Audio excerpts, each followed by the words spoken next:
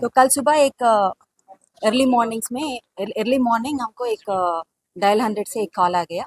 एक आदमी का कत्ल हुआ बोल के एक कॉल आ गई, तो इमीडिएटली बालापुर पुलिस स्टेशन से हमारे पुलिस लोग उधर जाके देखे तो एक बॉडी आइडेंटिफाई करे, तो उनका कत्ल किया हुआ। तो बॉडी को आइडेंटिफाई करे तो उनका नाम Mubarak Abdul bin alias Mubarak Sigar, age 34 years, resident of Balapur police station. तो इमीडिएटली कंप्लेंट लेके एक एफआईआर इश्यू करे बालापुर पुलिस स्टेशन में अंडर सेक्शन 302 आईपीसी में। तो बॉडी को शिफ्ट करे, प्रोसीजर जो रहता है investigation procedure, clues team visit करे, डॉग स्क्वाड विजिट करे। तो उधर सीन ऑफ ऑफेंस पंचनामा भी करे। उधर सीन में हमको एक बेसबॉल बैट जो टूटा हुआ है वो मिला, और एक बड़ा स्टिक, उनका एंड में एक नेल भी है, पूरा ब्लड भी है उसमें। तो वो पूरा सीज करके इमीडिएटली ये अक्यूज्ड को अप्रहेंड करने के लिए एसओटी जॉइंट ऑपरेशन का मुरली सर के गाइडेंस में, और हमारा एडिशनल डीसीपी सत्यनारायण गारू और एसीपी महेश्वरम, बालापुर इंस्पेक्टर और जंगैया इंस्पेक्टर, पूरा टीम्स अक्यूज्ड को आइडेंटिफाई अरेस्ट करने के लिए भी जाए। तो फिर इंक्वेस्ट करने के बाद तो ये accused A1 to A4, A1 के घर में, A2 के घर में हमको मिला है A1 आदिल शेख इस्माइल अलियास आदिल। तो इनका क्रिमिनल हिस्ट्री देखे तो ये भी बालापुर रेजिडेंट का है, मगर लंगर हाउस में इनका राउडी शीट मेंटेन कर रहे हैं, क्योंकि ये 2 साल पहले शिफ्ट हो गए उनके ग्रैंड मदर के हाउस पे। तो इनके ऊपर 11 केसेस है और लंगर हाउस में राउडी शीट भी मेंटेन कर रहे हैं। और A2 शेख आमिर अलियास शाह साहब, ये भी रेसिडेंट ऑफ बालापुर है, इनके ऊपर भी 6 केसेस है और राजेंद्र नगर में राउडी शीट भी है। A3 मोहम्मद सैयद अलियास नाजिर, इनके ऊपर 2 केसेस है, बालापुर रेसिडेंट है।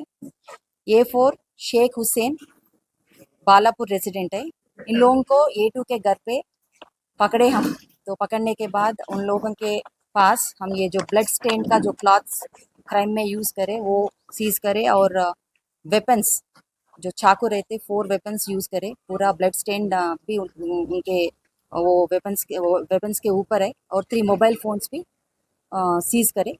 तो ये जब हो रहा था तो फिर हमारा इंफॉर्मेशन के हिसाब से एसओटी और हमारा Balapur law and order police जो डिप्लॉय करे हम, सो उनके वो लोग फिर A5 to A8 को फिर A5 के रेसिडेंस में पकड़े इनको।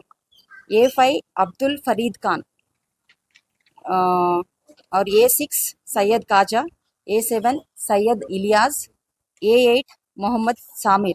ये पूरा बालापुर के लोग हैं, आदिल के जान पहचान के लोग हैं। आदिल जो A1 है जान पहचान के लोग हैं। तो इन लोगों को सबको हम पकड़ के इनके पास ये A5 to A8 के पास हम 4 बाइक्स, 3 स्कूटी और एक पल्सर और ब्लड स्टेन जो क्लॉथ्स रहता उनको भी सीज करे, और हम ये इन लोगों को कल रात अरेस्ट करें, अभी रिमांड को भेज रहे हैं। तो ये मोडस ऑपरेंडी, ये जो क्राइम का ये जो कॉन्टेम्पलेशन मीटिंग ऑफ माइंड बोलते, तो ये जो पूरा मिला के एक प्लान, पक्का प्लान बना के डिसीज्ड को मारने के एक प्लान बना के इनको मारे। ये 7th को आदिल के जो जान पहचान के लोग अक्यूज्ड, बाकी का जो 7 एक्यूज्ड है वो उन्होंने आदिल के पास जाके डिसीज्ड के ऊपर कंप्लेंट करे, ये हरास कर रहे हैं, उनसे पैसे मांग रहे, पैसे ले रहे, फोर्सबली पैसे ले रहे, व्हीकल्स ले रहे, मोबाइल फ़ोन्स ले रहे, फिर वापस नहीं दे रहे, अगर पूछे तो फिर पैसे पूछ रहे बोल के थोड़ा उनको समझाने के लिए आदिल को बोले। फिर भी उसके बाद भी 7th के बाद भी फिर और हेरासमेंट करे ये डिसीज्ड, ये एक्यूज्ड लोगों को। तो एक बार कोशिश करे समझाने के लिए कोशिश करे आदिल, फिर उन्होंने नहीं सुना, डिसीज्ड नहीं सुना। तो फिर एक प्लान, पक्का प्लान बनाए एक जगह में मिल के पूरा इनको कत्ल करने की प्लान बना के।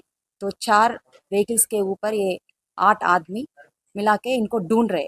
तो फिर ये शाहीन नगर में इंसिडेंटली ये जो डिसीज्ड है सिकर, मुबारक सिकर, तो इनके सामने आ गए। तो फिर इमीडिएटली एक ऐसा अल्टरकेशन हुआ, आर्ग्यूमेंट हुआ, तो वो आर्ग्यूमेंट में इमीडिएटली ये जो 8 अक्यूज्ड है वेपन से उनको मारे, पूरा चाकू से मारे, स्टैबिंग इंजरीज है, हेड इंजरीज है, बेसबॉल से मारे, तो इमीडिएटली वो उनका डेथ हो गया।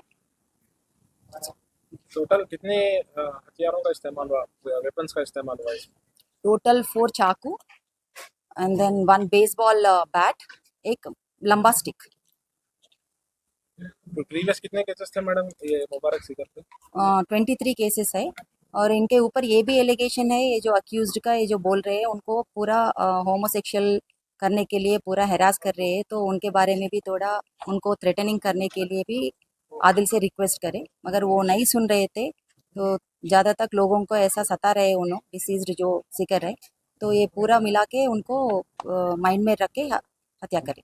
आए दिन शाहीन नगर के अतराफ में गांजे को लेकर बहुत ज्यादा वो हो रहा है, तो उसके ऊपर पुलिस क्या एक्शन लेगी अभी? क्या है, बहुत दिनों से गांजे को लेकर हो रहा है और जगह जगह पर मर्डर हो रहे हैं ऐसे पिछले 3-4 साल में, तो ऐसी जगहों पे हो रहे हैं, तो गांजे की वजह से, तो उसके लिए पुलिस क्या करेगी?